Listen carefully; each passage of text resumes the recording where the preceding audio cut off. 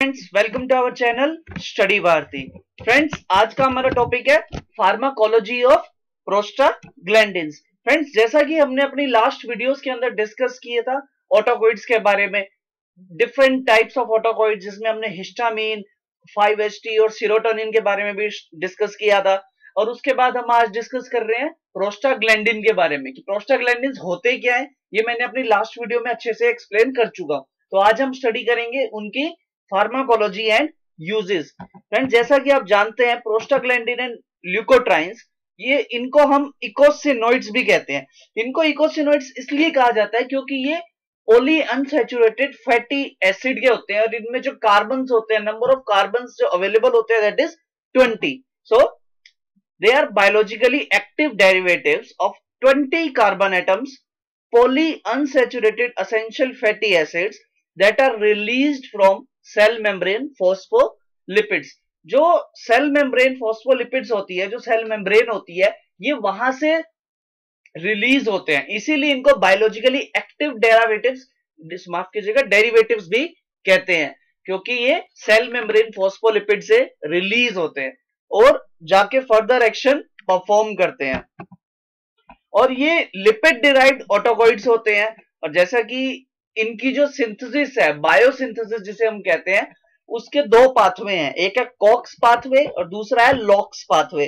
COX pathway यानी कि cyclooxygenase enzyme होती है जो प्रोस्टाग्लैंडिन, थ्रोम्बोक्सेन और प्रोस्टासाइक्लिन इनकी सिंथेसिस के लिए रिस्पॉन्सिबल होते हैं। और लिपोऑक्सीजिनेज पाथवे होता है जिसमें ल्यूकोट्राइन्स की बायोसिंथेसिस होती है। कहां से? सेल मेम्ब्रेन फॉस्फोलिपिड से ही। इनमें एराकिडोनिक एसिड भी रिलीज होता है जो कि क्या करता है, इनकी बायोसिंथेसिस में हेल्प करता है। चलिए आगे देखते हैं biosynthesis of prostaglandin and leukotrienes. देखिए, जैसे कि मैंने बताया, ये बायोलॉजिकली एक्टिव डेरिवेटिव्स होते हैं 20 carbon containing poly unsaturated fatty acids of that release from cell membrane phospholipids. तो फॉस्फोलाइपेज ए एंजाइम होती है जो कि एक्टिवेट कब होती है? कुछ केमिकल और मैकेनिकल जेनेटिकल स्टिमुलाइज होती हैं जिनकी वजह से ये एंजाइम एक्टिवेट होती है और अरेकिडोनिक एसिड रिलीज करती है। और अरेकिडोनिक एसिड साइक्लोऑक्सीजिनेज की प्रेजेंस में PgG2 बनाता है। देन उसमें साइक्लिक एंडोपेरोक्सीडेज एंजाइम PgH2 बनाती है। फिर यहां पर डिफरेंट देखिए एंजाइम्स का एक्शन आ जाता है। प्रोस्टाग्लैंडिन जो कि PgG2 से PgH2 बना है, वो फर्दर और प्रोस्टाग्लैंडिन में डिवाइड होता है। कैसे? जो एक्टिविटी होती है वो डिपेंडेंट होती है टोटली एंजाइम्स के ऊपर। देखिए, आइसोमरेज एंजाइम है जो इसे PgE2 D2 F2 अल्फा में कन्वर्ट करती है। थ्रोम्बोक्सेन सिंथेज एंजाइम है जो TXA2 और TXB2 में कन्वर्ट करती है। और प्रोस्टासाइक्लिन है ये सिंथेज, ये भी एक एंजाइम होती है जो PgI2 की सिंथेसिस करती है। तो ये जो सब है ये प्रोस्टाग्लैंडिन के ही पार्ट है, प्रोस्टाग्लैंडिन से ही रिलीज हो रही है, लेकिन इनके जो बायोलॉजिकल एक्शंस है और जो इनके यूजेस है वो क्या है, स्लाइटली डिफर है एक दूसरे से। वो हम आगे स्टडी करेंगे कि कैसे ये जो है डिफर है। और देखिए यहाँ पे लिपोऑक्सीजिनेज है जिससे क्या हो रहा है, LTA4 जनरेट हो रहा है, फिर LTA4 further LTB4 C4 D4 बना रहा है।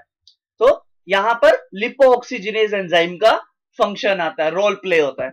चलिए आगे देखते हैं फार्माकोलॉजिकल एक्शंस कि कौन से ऑर्गन पे प्रोस्टाग्लैंडिन्स जो है उनका क्या इफेक्ट होता है। सॉरी, सबसे पहले हम बात करते हैं CVS सिस्टम की। देखिए, कार्डियोवास्कुलर सिस्टम की हम बात करते हैं कि प्रोस्टाग्लैंडिन्स जो है हमारी हार्ट रेट के ऊपर, कार्डिक आउटपुट के ऊपर, पेरिफेरल वास्कुलर रेजिस्टेंस पे, प्री लोड पे, आफ्टर लोड पर कैसे इफेक्ट डालती है। चलिए देखते हैं। जो PgE2, PgI2 यानी कि प्रोस्टासाइक्लिन और PgF2 अल्फा है जो आइसोमरेज एंजाइम से रिलीज होते हैं, ये क्या करते हैं, वेसोडाइलेशन कोज करते हैं। देखिए, वेसोडाइलेशन कोज हो रही है, इट मीन सिंपली क्या है, BP डिक्रीज हो रहा है। बट जो TXA2 है यानी कि जो थ्रोम्बोक्सेन सिंथेज एंजाइम है, वो क्या करती है, वेसो कंस्ट्रिक्शन कोज करती है। हम जब आगे एस्प्रिन के बारे में स्टडी करेंगे, नसेड्स की बात करेंगे, तो हम देखेंगे कि जो नसेड्स होती हैं, स्पेशली इस TXA2 यानी कि जो एस्प्रिन है वो इस एंजाइम को या इस प्रोस्टाग्लैंडिन को इनहिबिट करती है ताकि वैसो डायलेशन हो सके, और वो इनको क्या करती है, PGE2 I2 F2 अल्फा का वैसो डायलेशन करती है, जिससे क्या होगा, बीपी कम होगा। और आगे देखते हैं PGE2 और F2 अल्फा को हम वीक कार्डिक स्टिमुलेंट भी कहते हैं।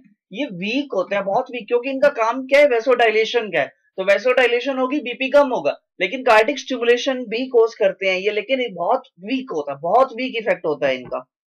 Then prostaglandins along with leukotrienes and other autocoids, इन सब का काम क्या होता है, वैसोडाइलेशन का काम होता है।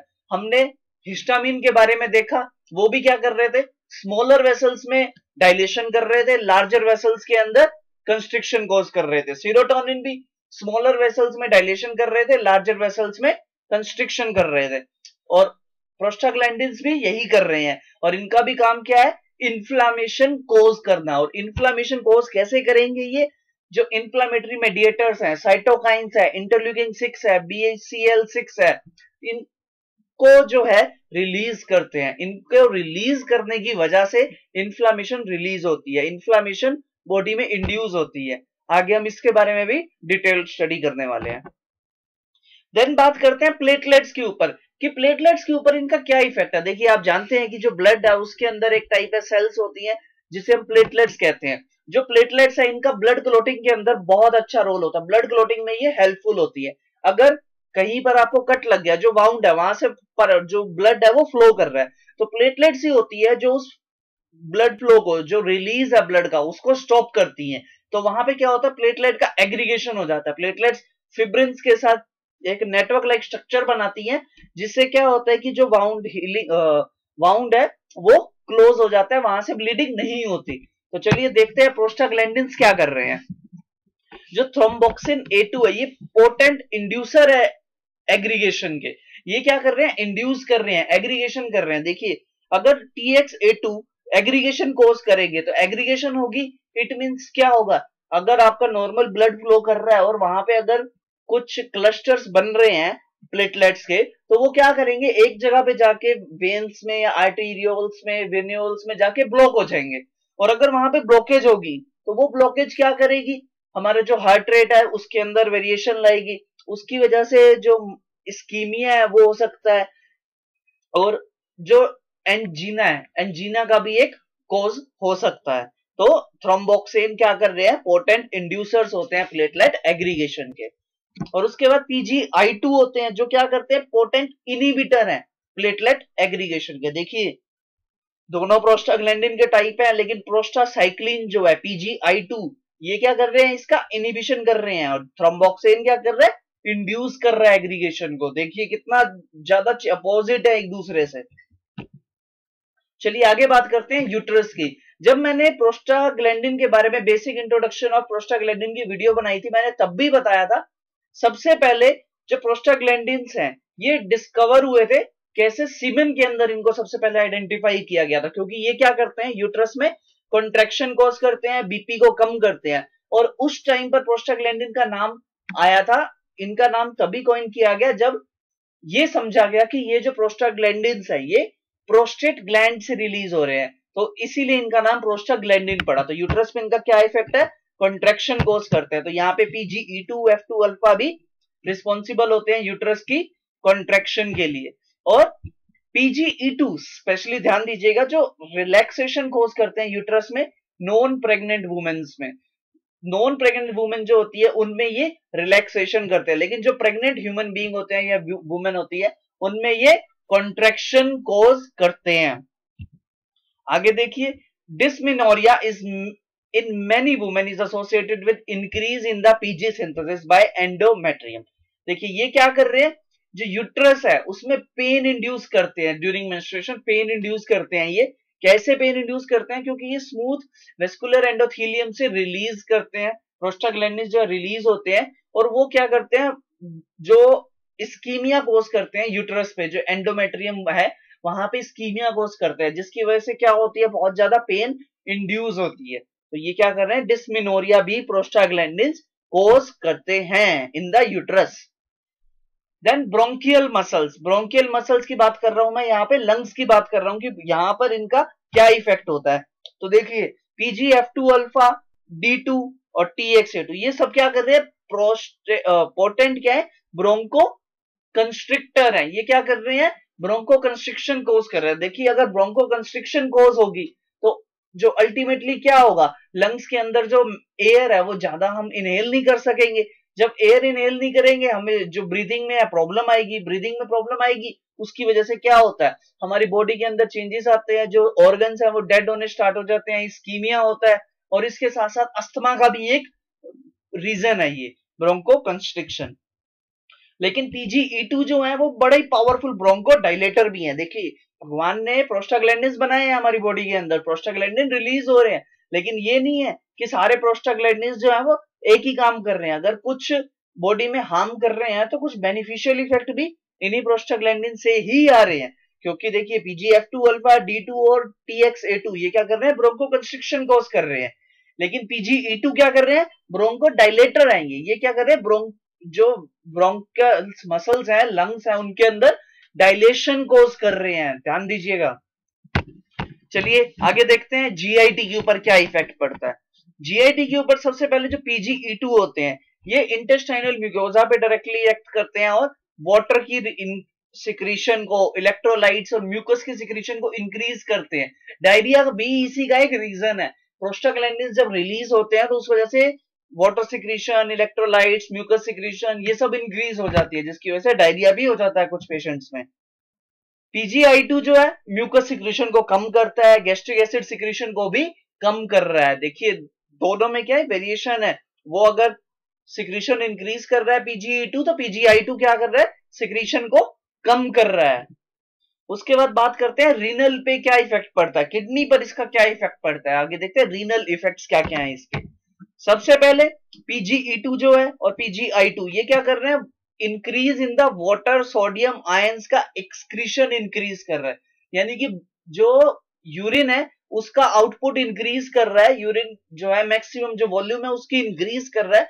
और अगर वॉल्यूम इंक्रीज होगा तो उसके साथ साथ वाटर का भी जो लॉस है वो ज्यादा होगा बॉडी में से, सोडियम और आयंस भी बॉडी में से ज्यादा लॉस होंगे, जिसकी वजह से क्या होगा, आयनिक इम्बैलेंस भी हो जाएगा। और ये एक डायूरेटिक इफेक्ट भी शो करता है, याद रखिएगा ये डायूरेटिक इफेक्ट शो करता है। तो अगर हमें कभी जब हम एंटी डायूरेटिक ड्रग्स लेते हैं तो वो इस एक्शन पे भी एक्ट करते हैं, प्रोस्टाग्लैंडिन्स पे भी एक्ट करते हैं और उसके डायूरेटिक इफेक्ट को भी कम करते हैं। लेकिन अगर हम जो है प्रोस्टाग्लैंडिन एनालॉग्स लेते हैं तो वो क्या करते हैं, इन एक्सक्रीशंस को इंक्रीज करते हैं, डायूरेटिक इफेक्ट को इंक्रीज कर देते हैं। सेकंड, रीनल वेसोडाइलेशन होती है और इनिबिट करते हैं ट्यूबुलर रीअब्जॉर्प्शन को। देखिए जब आयंस का ज्यादा लॉस हो रहा है, इसका मतलब क्या है कि नेफ्रॉन्स के अंदर जो है आयंस जो है वो रीअब्जॉर्ब नहीं हो रहे, तो वो क्या कर रहे हैं, ट्यूबुलर रीअब्जॉर्प्शन को इनिबिट हो रही है यहाँ पे प्रोस्टाग्लैंडिन्स की वजह से। और वो कौन किन की वजह से हो रही है, PGE2 और PGI2 यानी कि प्रोस्टासाइक्लिन और PGE2 की वजह से जो रीनल ट्यूबुलर अब्जॉर्प्शन है वो इनिबिट हो रही है, रीअब्जॉर्प्शन। देन TXA2 जो है वो वेसोकंस्ट्रिक्शन कोज करते हैं। देखिए थ्रोम्बोक्सेन जो है वो वेसोकंस्ट्रिक्शन कोज कर रहा है। अगर वहां पे वेसोकंस्ट्रिक्शन कोज होगी तो वो क्या करेगी, रेनिन जो पाथवे है उसको चेंज करेगा, रेनिन का जो पाथवे है उसमें इम्बैलेंस आएगा, जिसकी वजह से क्या होगा, एंजियोटेंसिन जो है वो रिलीज होगा। वहां पे क्या होगा, जो ब्लड वेसल्स हैं वो कॉन्ट्रैक्ट होंगी, बीपी हाई हो जाएगा, ब्लड वॉल्यूम कम हो जाएगा। ब्लड वॉल्यूम कम होगा तो बीपी पे इफेक्ट पड़ेगा, बीपी पे इफेक्ट पड़ेगा, हाइपरटेंशन कोज होगी, हाइपरटेंशन कोज होगी तो दूसरे ऑर्गन्स पे भी इफेक्ट पड़ेगा। देन बात करते हैं CNS की। हमारे CNS के ऊपर क्या इफेक्ट पड़ता है। देखिए प्रोस्टाग्लैंडिन जो है ना, उनका जो ब्लड ब्रेन बैरियर को बहुत पुअरली क्रॉस करते हैं, बहुत कम इफेक्ट होता है उनका, लेकिन फिर भी इनका कुछ sedation, rigidity, behavioural changes and mark rise in the body temperature. Body temperature जो राइज होता है, जो पायरेक्सिया कोज होता है, फीवर कोज होता है, उनके पीछे भी यही प्रोस्टाग्लैंडिन रिस्पॉन्सिबल होते हैं, क्योंकि ये हाइपोथैलेमस को एक्टिवेट कर देते हैं, जिससे जो थर्मोस्टेट है वो चेंज हो जाता है और उसकी वजह से बॉडी टेम्परेचर राइज हो जाता है। PGI2 क्या करते हैं, फीवर को इंड्यूस करते हैं, बट थ्रोम्बोक्सेन जो है वो पायरोजेनिक नहीं है। यानी कि TXA2 जो बॉडी के अंदर जो फीवर है या टेम्परेचर है उसको इंड्यूस नहीं कर रहे। चलिए आगे देखते हैं एएनएस के ऊपर इफेक्ट क्या पड़ता है। देखिए एएनएस के ऊपर इसका क्या इफेक्ट है, सिंपली ये इन्फ्लेमेशन कोज कर रहा है, इन्फ्लेमेशन कोज कर रहा है तो पेन इंड्यूस हो रही है, तो ये क्या कर रहे हैं, मॉड्यूलेट कर रहे हैं sympathetic neurotransmission in the peripheral. जो पेरिफेरल जो है ट्राइजेमिनल नर्व्स वगैरह हैं उनको भी क्या कर रहे हैं, ये मॉड्यूलेट कर रहे हैं, जिसकी वजह से क्या होती है, पेन इंड्यूस होती है। मैंने अपनी माइग्रेन वाली वीडियो के अंदर भी इनका रोल बताया था, प्रोस्टाग्लैंडिन का क्या रोल है। आई होप आपको अब यहां पर क्लियर हो गया होगा। Then ninth is I. I के ऊपर इसका क्या इफेक्ट है, जो आईज के ऊपर ये क्या करते हैं, ऑक्यूलर इन्फ्लामेशन इंड्यूस करते हैं, लेकिन ये क्या करते हैं, इंट्रा ऑक्यूलर टेंशन को भी कम करते हैं, इंट्रा ऑक्यूलर टेंशन को कम करते हैं। इंट्रा ऑक्यूलर टेंशन यहाँ पे कम कैसे होगी, मैंने जब अपनी ग्लूकोमा वाली वीडियो बनाई थी तब मैंने उसमें आपको बताया था कि ये क्या कर रहे हैं सॉरी, कि जो ड्रेनेज है या फिर मैं कहूं कि जो एक्वस ह्यूमर बन रहा था हमारे एंटीरियर आई के चैम्बर में, उसकी जो सिंथेसिस हो रही थी ये उसको कम कर रहे थे। जब उसकी सिंथेसिस कम हो रही है तो वो क्या होगा, ऑटोमेटिकली बैलेंस मेंटेन रहेगा, प्रेशर कम हो जाएगा, इंट्राओकुलर प्रेशर कम होगा तो नर्व्स की डेडनिंग नहीं होगी, नर्व्स डेड नहीं होंगी तो ग्लूकोमा कोज नहीं होगा। तो इन शॉर्ट ये PGF2 अल्फा अगर हम एनालॉग्स लेते हैं तो वो ग्लूकोमा में भी रोल प्ले करते हैं। ये एक शॉर्ट समरी सी बनाई है मैंने प्रोस्टाग्लैंडिन्स के ऊपर, जिसमें सबसे पहले देखिए sensitization of peripheral nerve pain, जो नर्व पेन है वहां पे सेंसिटाइजेशन कोज करती है, पेन इंड्यूस करती है। पल्मोनरी हाइपरटेंशन कोज करती है, क्यों, क्योंकि ये ब्रोंको कंस्ट्रिक्शन कोज करते हैं। याद होगा मैंने PGE2 I2 F2 अल्फा के बारे में बताया कि वो ब्रोंको कंस्ट्रिक्शन कोज कर रहे हैं। ग्लूकोमा के अंदर हम जो है ये रिस्पॉन्सिबल होते हैं क्योंकि इंट्राओकुलर टेंशन को ये मेंटेन करते हैं।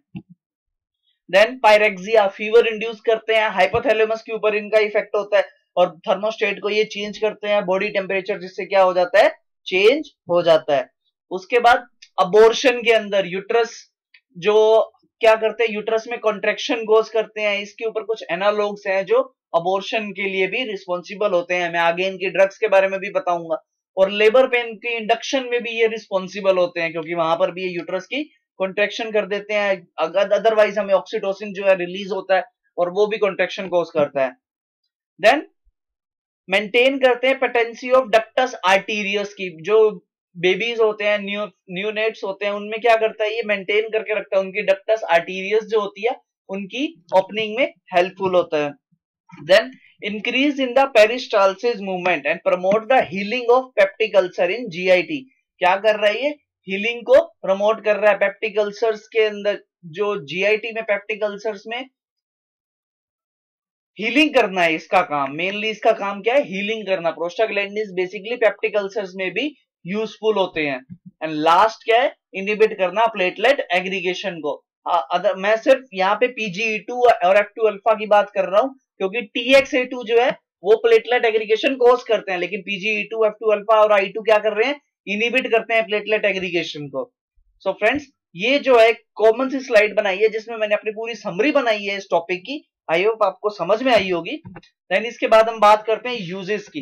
देखिए सबसे पहले अबॉर्शन के लिए जो यूट्रस की कॉन्ट्रैक्शन होती है उसमें मिफेप्रिस्टोन एक ड्रग है जो प्रोस्टाग्लैंडिन एनालॉग है, जो क्या कर रही है, यूट्रस कॉन्ट्रैक्शन को इंक्रीज कर रही है और अबॉर्शन के लिए यूज की जाती है ड्रग।